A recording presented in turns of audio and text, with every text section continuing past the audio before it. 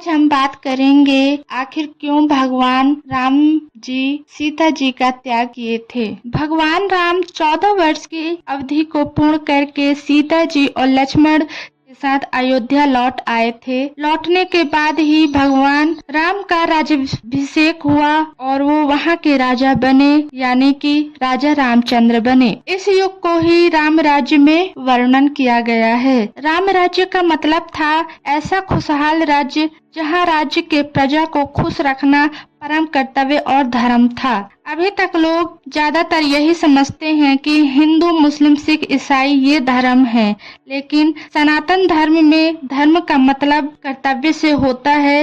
इसलिए कहा जाता है कि आप अपने धर्म का पालन कीजिए। उदाहरण के लिए भगवान राम 14 वर्ष का वनवास करके पुत्र धर्म को निभाया था और सीता जी को रावण से मुक्त करा के पति धर्म का पालन किया था। अब उन्हें राजा बनने के बाद राज धर्म का पालन करना था। राज धर्म का मतलब था कि अपने सच्ची निष्ठा को स्थापित करने के लिए अपनी प्रिय से प्रिय वस्तु का आभूषण, परिवार, इन सभी चीजों का त्याग कर देना। और भगवान राम को भी यही कर्तव्य से बढ़कर कुछ भी नहीं था, इसलिए तो उन्हें मर्यादा पुरुषोत्तम राम जी भी कहा जाता है। अयोध्या नगरी में हमेशा से यही परंपरा थी कि वहाँ के राजा अपने गुप्तचरों को भेजकर यह जानकारी इकट्ठा करते थे कि प्रजा किस अवस्था में है, वह क्या कैसे रहते हैं और वह क्या सोचती है, और फिर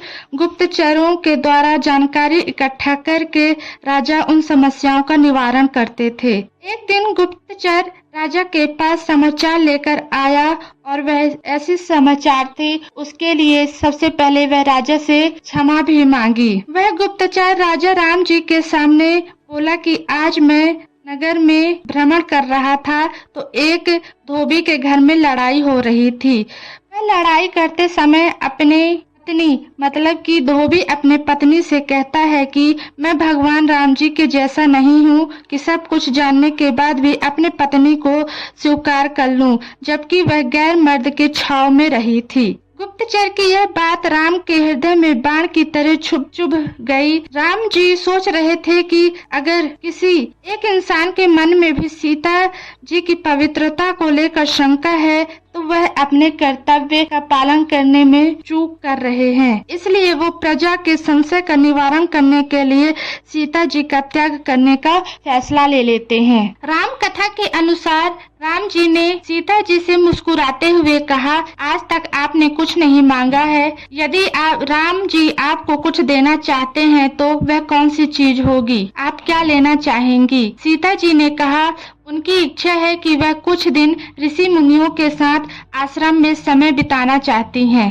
इस पर राम जी कह अपनी इच्छा की पूर्ति के लिए कल सुबह ही यात्रा शुरू कर दें। अगले दिन भरत, शत्रुघ्न, लक्ष्मण राम को दंडवत प्रणाम करने के लिए आए थे। तभी भगवान राम ने कहा, भाइयों मेरी आज्ञा का उल्लंघन न करना, जाओ अभी के अभी सीता को जंगल में छोड़कर आओ। इस बात को सुनकर तीनों भाइयों के होश उड़ गए, वो कांपने लगे। और तीनों भाइयों में शत्रुघ्न कहते हैं कि यह जानते हुए भी कि वो गर्भवती हैं, फिर भी आप ऐसा आदेश दे रहे हैं। तब भगवान जी ने कहा, राजधर्म में अगर कोई बात शंका से भरी है और उसका निवारण कुछ अच्छा होता है तो हर चीज का परित्याग कर देना चाहिए। फिर उन्होंने लक्ष्मण से कहा कि अगर तुमने सीता जी को जंगल में छोड़कर नहीं आए तो मैं अपने प्राणों का त्याग कर दूंगा। और लक्ष्मण जी अपने भाई का आदेश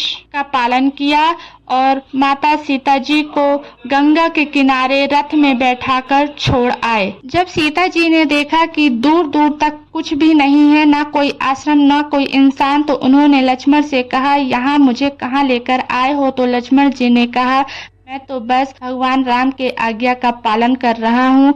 और वह रथ लेकर वापस लौटकर चले गए। इसी बीच महर्षि वाल्मीकि भी गंगा स्नान करके अपने आश्रम लौट रहे थे। तभी उनकी नजर सीता जी पर पड़ती है। सीता जी पूरी कथा सुनाती हैं। महर्षि वाल्मीकि अपने आश्रम ले आते हैं। इसी आश्रम में सीता जी लौ और कुश को जन्म देती हैं।